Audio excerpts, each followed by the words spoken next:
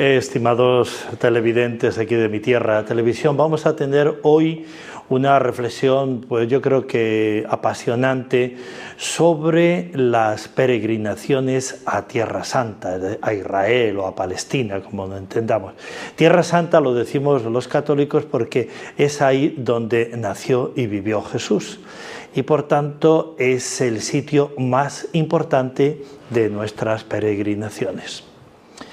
Bien, Jesús se sitúa hace aproximadamente 2000 años, 2011 años, nace en un sitio bien determinado, en Belén, en un tiempo bien determinado. Era César Augusto, el emperador de Roma, con el edicto suyo que le obliga a nacer en Belén, por tanto, situado en la historia, en un momento clave de la historia, y en un sitio bien definido históricamente, que es la actual Palestina, la actual Israel, lo que nosotros llamamos Tierra Santa, un sitio geográficamente bien definido.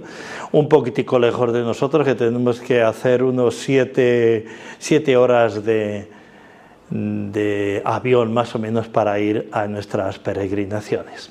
Bien, por tanto, situado en un momento en que Cristo nace, hace 2011 años aproximadamente, donde después va a huir a Egipto. Egipto es también un lugar históricamente y geográficamente bien definido. Todo esto lo decimos porque nuestra fe cristiana es una fe histórica, no porque cayó del cielo y allí alguien lo dijo, algún ángel y todo. No, Dios mismo se ha hecho hombre, ha venido a estar con nosotros, a plantearnos la salvación, a decirnos cuál es su palabra, a explicarnos qué quiere de cada uno de nosotros. Bien, los evangelios hablan de sitios y de lugares muy concretos, de Jerusalén, de Nazaret, todos estos sitios que después nosotros vamos a ir visitando. Bien, sabemos que a la edad más o menos de 30 años Jesús empieza a predicar. Ha estado viviendo unos 25 años en Nazaret y después deja Nazaret y se pone en Cafarnaún. Cafarnaún está al norte del lago de Galilea. Está como a unos 30 kilómetros más o menos de Nazaret, está en la Vía Maris y en la Vía Regis. La Vía Maris que venía desde la que unía los dos grandes imperios de Mesopotamia al norte con Egipto al sur, y también la Vía Regis que iba hacia el Líbano. Cafarnaún era el centro por excelencia. Allí es donde, en la Galilea de los gentiles, Jesús empezó a predicar y vivió en casa, pues, de Pedro. Allí es donde descubrirá a Mateo, que es un recaudador de impuestos, y le pedirá que sea su discípulo. En Bethsaida, muy cerquita ahí de Cafarnaún, invitará a sus discípulos, a Santiago, nuestro patrono Santiago el Mayor, a su hermano Juan, a Pedro, a su hermano Andrés, también a Tomás. Y allí, en torno a la región del lago de Galilea, o el mar de Galilea, es donde Jesús va a empezar su misión aquí entre nosotros. Después, yendo a lo largo de todo el país de Israel, pues llegará sobre todo a centralizarlo en Jerusalén, donde era la capital y por tanto era visto como la ciudad de Dios, e incluso la Nueva Jerusalén en el cielo es como el reflejo de la ciudad de Dios aquí en la tierra, donde los judíos habían construido aquel célebre templo de Jerusalén, sobre todo después del exilio. Bien, allí morirá. Y allí va a empezar a vivir la comunidad cristiana, sobre todo en el cenáculo de Jerusalén, que es allí donde se organiza la iglesia y donde vive, y desde donde empieza a organizar todas las misiones hacia todo el mundo. De allí ha recibido de Jesús la ascensión, diciendo: id y predicad el evangelio a todo el mundo. Bien, estamos hablando en este momento solo desde un punto de vista puramente histórico y también, si queréis, geográfico, pero sobre todo histórico. Hasta el año 66 la comunidad cristiana, a pesar de las distintas persecuciones que va a tener, ahí morirá nuestro patrono Santiago, acuchillado por Herodes, y en el año 66 se marcharán todos los cristianos de Jerusalén.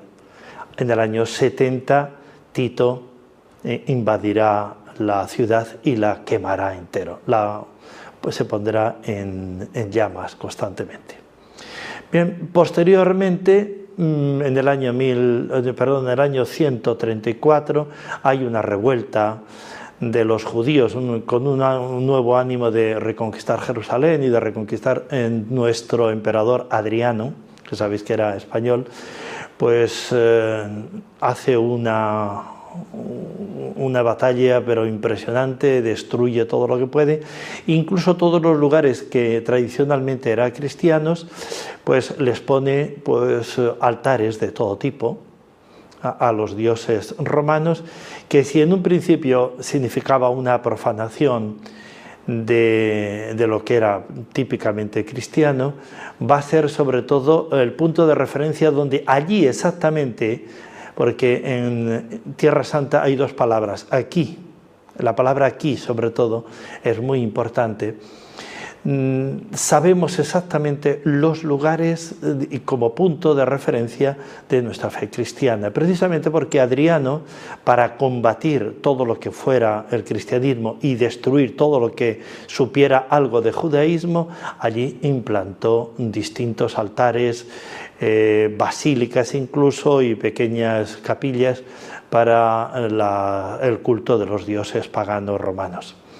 A partir de entonces los judíos no vivirán en Jerusalén, muy poco, algunos al norte, donde se empieza en Tiberíades a reconstruir el Talmud y el Targum, pero prácticamente podemos decir que desaparecen los judíos. Y los judíos van a estar pues prácticamente fuera de esta tierra hasta el siglo XX, donde al principio del siglo XX, con el protectorado judío, empiezan a comprar terrenos a los árabes, y después ya en Israel es reconocido oficialmente por Inglaterra, donde en el 1948-49 les da la soberanía del Israel actual. Posteriormente, como allí están viviendo los palestinos y va a haber siempre un gran enfrentamiento entre tanto palestinos como israelitas, vamos a tener dos guerras, la guerra de los 6 días y la guerra del Yom Kippur, donde Israel se hará con el dominio de todo Israel, de todo el Palestina, y últimamente pues con estas conversaciones de paz y de división de territorios que tenían con Arafat, pues una parte de lo que es Israel y Palestina queda para los palestinos, como es el territorio de Gaza al sur, ya pegando a la península del Sinaí. Después la zona de Jericó también es de los palestinos, y en la parte norte, y lo que sería la Samaria, es la parte también de los palestinos. Todo lo demás pertenece a Israel. El conflicto entre ellos sigue estando muy presente. Como los israelitas no se ponen de acuerdo con los musulmanes, han construido un muro de 800 kilómetros que rodea a todos los pueblos palestinos, que ríase usted de lo que era el muro de Berlín. Muchísimo más alto, muchísimo mejor controlado, y prácticamente antes que los musulmanes podían salir a los territorios dominados por Israel, donde podían trabajar y todo esto, ahora les han reducido prácticamente a vivir en la miseria, lo cual crea constantes conflictos. Sin embargo, Israel en este momento lo está controlando prácticamente todo. Desde el punto de vista de seguridad, pues al menos de momento no hay grandes problemas. Bien, si volvemos un poquitico todavía a la parte histórica anteriormente que hemos visto, pues vamos a ver cómo las peregrinaciones van a empezar, sobre todo cuando la emperatriz Helena, Santa Helena, la madre de Constantino, pues quiere ir a Jerusalén a encontrarse con estos territorios estos santuarios que eran del tiempo de Jesús, donde Jesús había estado presente, y sobre todo con la obsesión de la cruz del Señor, de descubrir la cruz del Señor. Bien, en este momento podemos decir que no ha huido ha tenido que regresar otra vez una comunidad que ha vivido casi en las catacumbas. Aquí tenemos al gran Cirilo, San Cirilo de Jerusalén, con todas sus catequesis, que son los que han mantenido la fe y los cristianos aquí en Tierra Santa hasta que llega la emperatriz Helena. Ella tiene la obsesión de descubrir la cruz del Señor. Los católicos, los cristianos, no habían querido recoger la cruz del Señor y la habían dejado tirada, juntamente con la de los dos ladrones, el bueno y el mal ladrón, y prácticamente los habían olvidado. En aquel sitio habían matado también los judíos, que lo solían hacer hasta casi por deporte, de muchísima gente con las cruces. Pero un hecho milagroso, las curaciones constantes, tocando esa cruz especial que ellos veían, llegaron a la conclusión que era la verdadera cruz del Señor, la trocearon y se la dividieron para todas las naciones católicas que en aquel tiempo existían, pero empieza con motivo de Santa Helena a reconstruirse en aquellos lugares donde sabían que eran lugares donde la presencia de Jesús había sido particularmente importante. Empiezan la construcción de basílicas. Empezamos la que nos ha quedado hasta ahora del tiempo de Santa Helena, la única que nos ha quedado es la de Belén, el nacimiento del Niño Dios, y ahí veis todavía está bastante mal conservada, pues porque históricamente toda esta serie de cosas, pero tenemos todavía los mosaicos del tiempo de Constantino, y la basílica es una basílica típicamente constantiniana. Bien, después vendrán los persas, después vienen los bizantinos, que harán una gran construcción también de basílicas en aquellos lugares típicamente católicos. Pero ya a partir del 700 más o menos están llegando ya los musulmanes, que arrasarán con todo, destruirán todo, excepto el Belén. Belén se ha conservado intacto hasta hoy. Bien, a continuación los católicos, sobre todo de toda Europa, organizarán las cruzadas con la finalidad de que nuestros peregrinos pudieran ir a los lugares santos. Y ahí llegan a las cruzadas, llegan a tener 2 siglos más o menos los lugares santos en nuestro poder, hasta que ya Saladino y todos terminan con la invasión de los cruzados, y entonces destruirán todo lo que estos cruzados han construido, y han construido por cantidades industriales. Se puede ver todavía hoy las distintas ruinas, pero todos los lugares santos habían sido reconstruidos de nuevo por los cruzados. Solamente los musulmanes dejarán 3 sitios: Belén, que hemos dicho, el Santo Sepulcro, que fue construido por una parte bizantinos y después movidos todavía más fuertemente por los cruzados, y también la iglesia de Santa Ana, cerquita del Templo de Jerusalén, que es una iglesia preciosa con una acústica impresionante, pero que los musulmanes la dedicarán para escuelas coránicas. Ahí se harán las excavaciones, y casi seguro que es el lugar donde nació la Virgen María y donde era el lugar de sus padres, de Joaquín y de Ana, aunque Joaquín y Ana también vivían en Séforis, al norte. Bien, pues las peregrinaciones van a empezar con Santa Helena, y una monja española célebre, Egeria, va a ser la que va a hacer la primera guía de las peregrinaciones, y nos va a explicar muy bien en qué situación encontró todos los lugares santos, y cómo los bizantinos, sobre todo después de los persas, empezaron a reconstruir, como lo podemos ver en la gruta de Nazaret, donde vivió la Virgen María, donde tuvo lugar el nacimiento, la concepción de Jesús. Allí tenemos una iglesia destruida, pero con unas columnas impresionantes del tiempo de los bizantinos. Por tanto, la monja Egeria viene, fijaros, a pie desde España y se pone a pasear y a visitar todos los lugares santos y nos deja una guía fabulosa. A partir de entonces existía en la Iglesia pues una costumbre, sobre todo aquellos que habían cometido algún pecado gravísimo, se les pedía que hicieran una peregrinación a un lugar que tuviera las tumbas de los santos apóstoles. Entonces ahí van a hacer, por ejemplo, la de Santiago de Compostela también. Y cuando precisamente, porque en un principio decían que el lugar por excelencia de la peregrinación tenía que ser Tierra Santa. Si habías matado a alguien, si habías renegado de tu fe, habías apostatado de tu fe, si habías, incluso el aborto estaba especialmente penado, habían estos 4 pecados.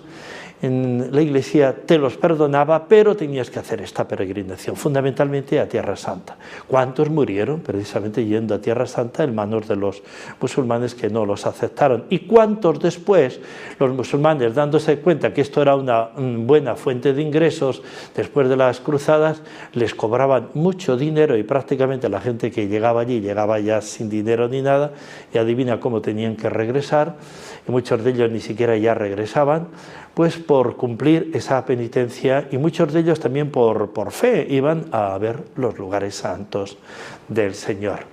Bien, entonces cuando los musulmanes cierran, allá en la célebre batalla de los Cuernos de Jitín, pues cierran las peregrinaciones, entonces será sobre todo en Roma, con la tumba de San Pedro y de San Pablo, y Santiago de Compostela con la tumba de Santiago el Mayor, apóstol del Señor, serían los lugares de peregrinación por excelencia, y ahí es donde tenemos nosotros el célebre Camino de Santiago, que lo que dio origen y tan importante sigue siendo aún para nosotros.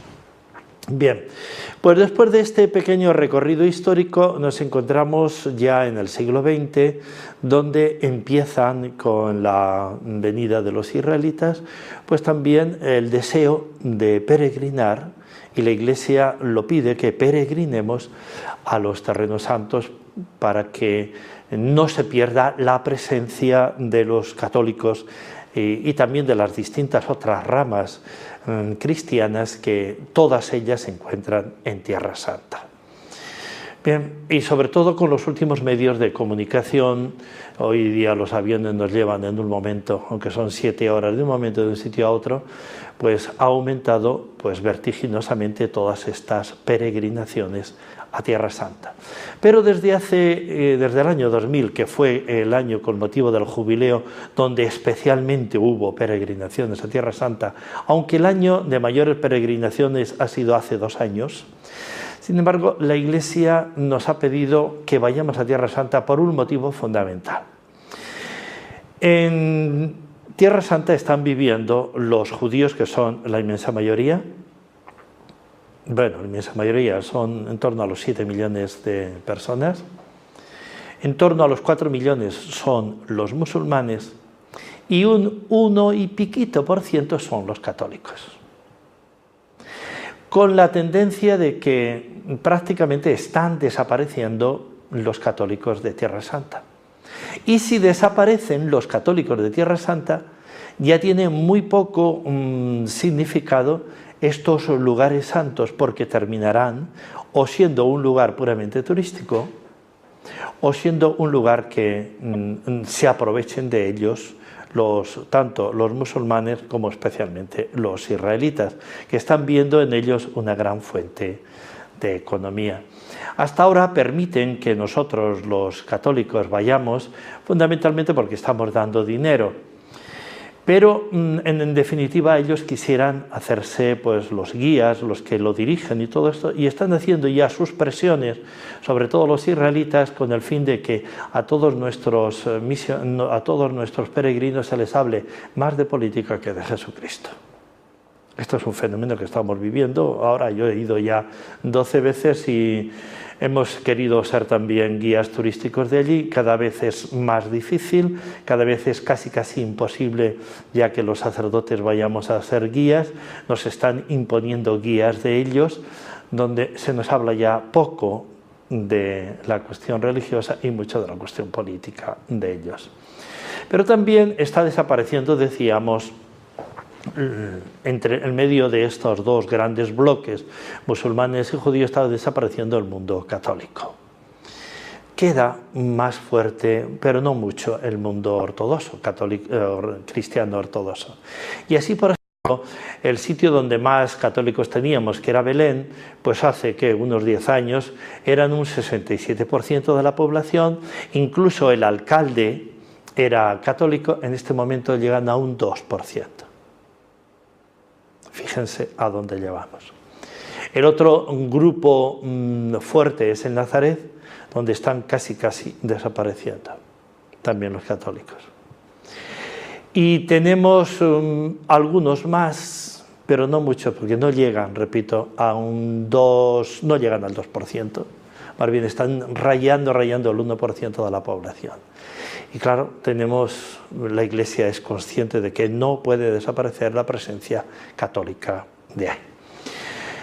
Tenemos que hablar de los franciscanos. Los franciscanos, ya San Francisco de Asís, en tiempos de las cruzadas, fue allá y estuvo hablando con el sultán de Egipto. Y el sultán de Egipto, viendo que no era un cruzado de estos que venían, le permitió ir a predicar y le dejó predicar de Dios, de Jesucristo, en todo ese mundo islámico que él conocía. Desde entonces, los franciscanos han tenido como tarea suya, desde San Francisco, la custodia de los lugares santos. Cuando son expulsados también ellos, no se marchan del todo, hacen sus conversaciones con los sultanes, primero musulmanes y después turcos, pagando dinero se quedan allí y empiezan de nuevo con el cenáculo, porque el cenáculo es el sitio específicamente católico. Ahí es donde empieza la iglesia, ahí es donde en Pentecostés la iglesia sale, es el Monte Sión, es el colegio del Monte Sión, y allí han estado siempre presentes los franciscanos, aunque después los judíos se han metido ahí un paripé de tumba de David y no existe ahí realmente David, pero bueno, ahí tenemos el cenáculo, que es donde la iglesia surge como iglesia, y es donde hasta el año 66 fue el primer Vaticano, y después lo primero que van a comprar los franciscanos va a ser precisamente el Monte Sión, este lugar del cenáculo.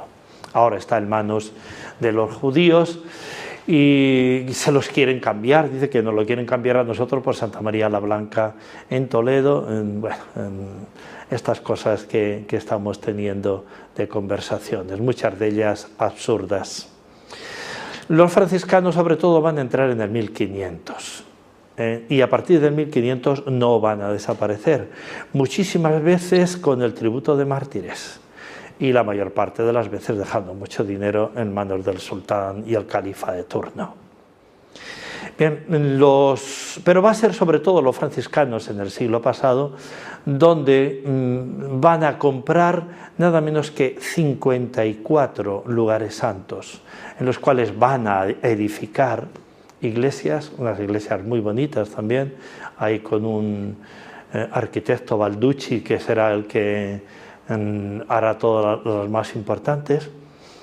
Y los lugares santos hoy podemos decir que mayormente están en manos de los franciscanos, en los cuales se encargan de custodiarlos, de abrirlos al público, de favorecer las peregrinaciones. Incluso ellos han construido 3 hogares para el peregrino que se llaman Casa Nova. Una de ellas está en Jerusalén, el otro está en Nazaret, la otra está en Tiberíades y la otra cuarta está nada menos que en el mismo Belén, allí junto a la basílica. El trabajo de los franciscanos es ímprobo y si no hubiera sido por ellos, casi seguro que en este momento no tenemos Tierra Santa para nosotros, es decir, estos lugares específicos.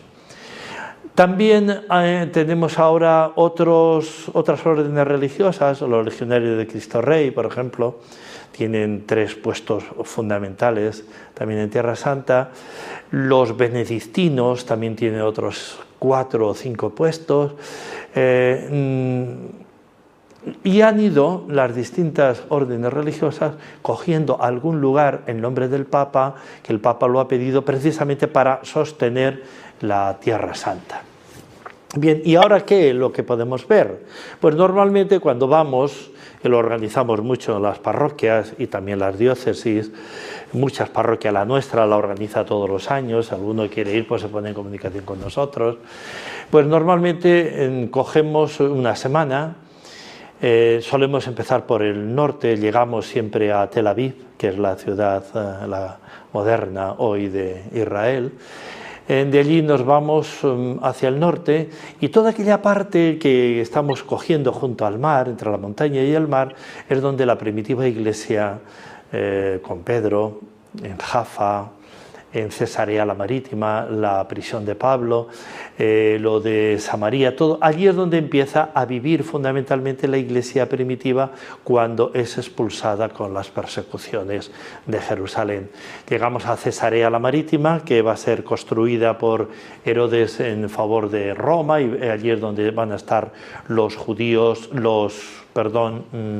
los militares romanos, porque si hay una nación que especialmente ha sido en contra de los romanos ha sido Israel.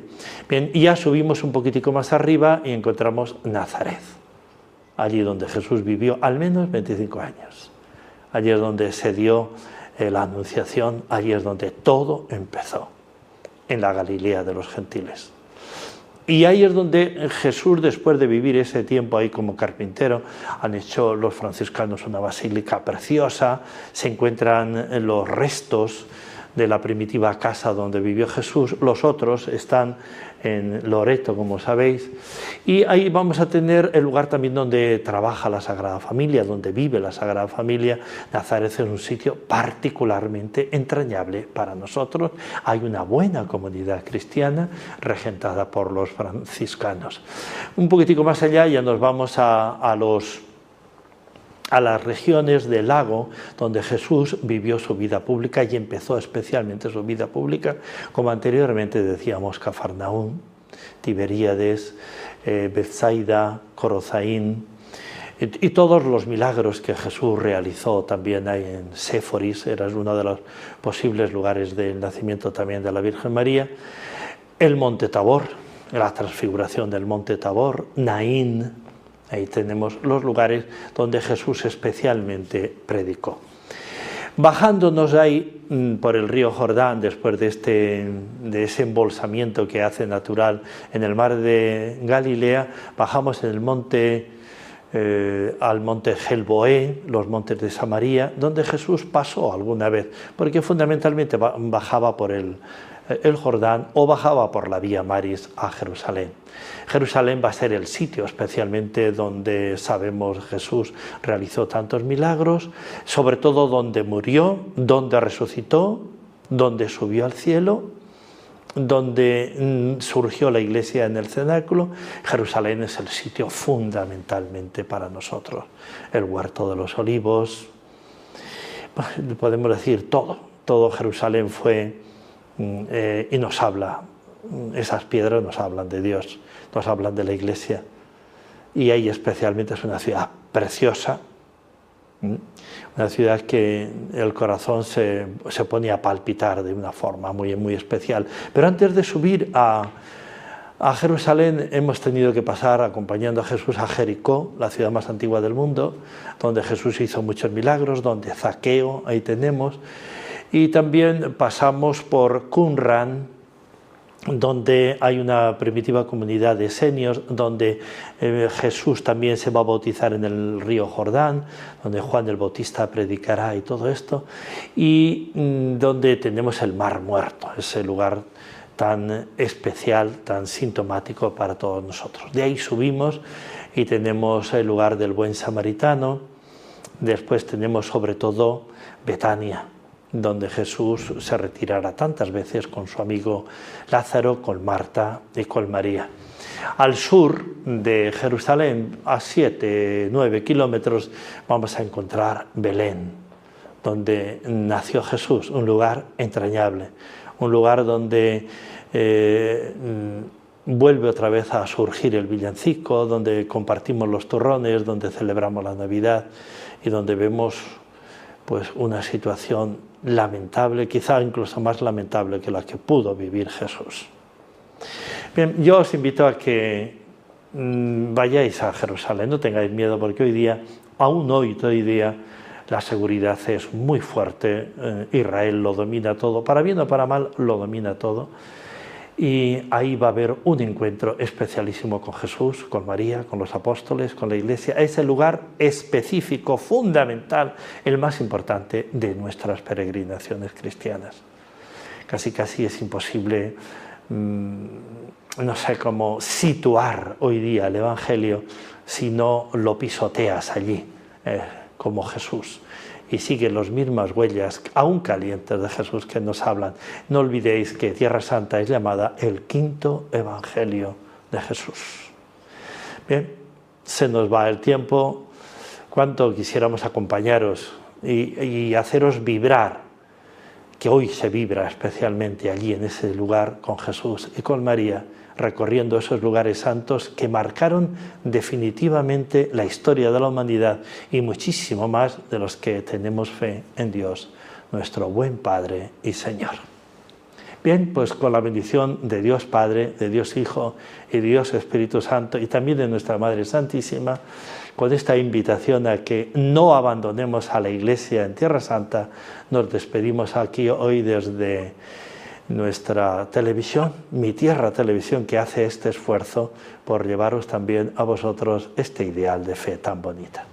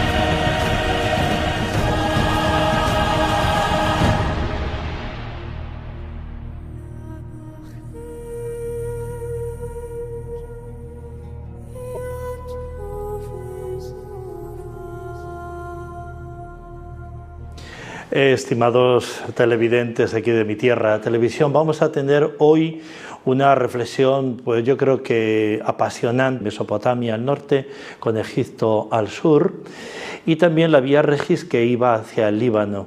Cafarnaún era el centro por excelencia. Allí es donde, en la Galilea de los gentiles, Jesús empezó a predicar y vivió en casa pues, de Pedro.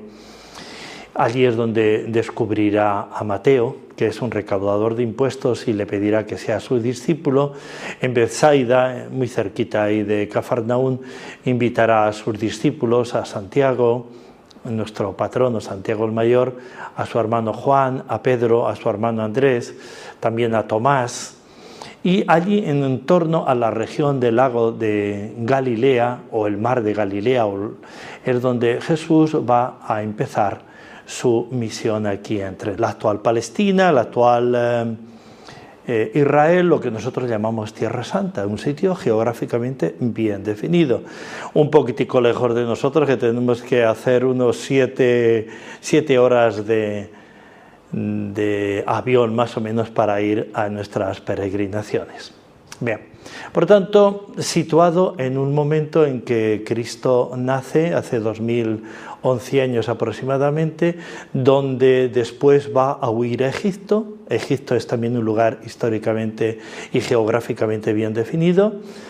Todo esto lo decimos porque nuestra fe cristiana es una fe histórica, no porque cayó del cielo y allí alguien lo dijo, algún ángel y todo, no, Dios mismo se ha hecho hombre, ha venido a estar con nosotros, a plantearnos la salvación, a decirnos cuál es su palabra, a explicarnos qué quiere de cada uno de nosotros.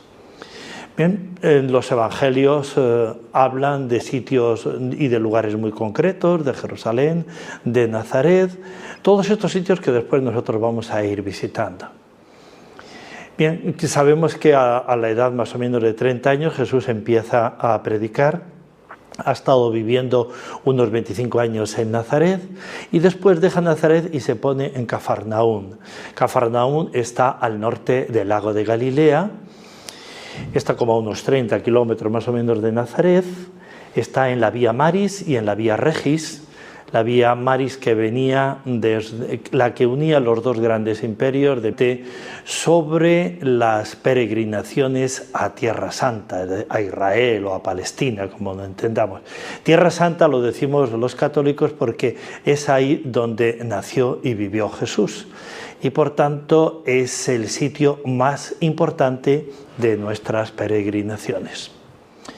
Bien, Jesús se sitúa hace aproximadamente 2000 años, 2011 años, nace en un sitio bien determinado, en Belén, en un tiempo bien determinado, era César Augusto, el emperador de Roma, con el edicto suyo que le obliga a nacer en Belén, por tanto, situado en la historia, en un momento clave de la historia. Y en un sitio bien definido históricamente, que es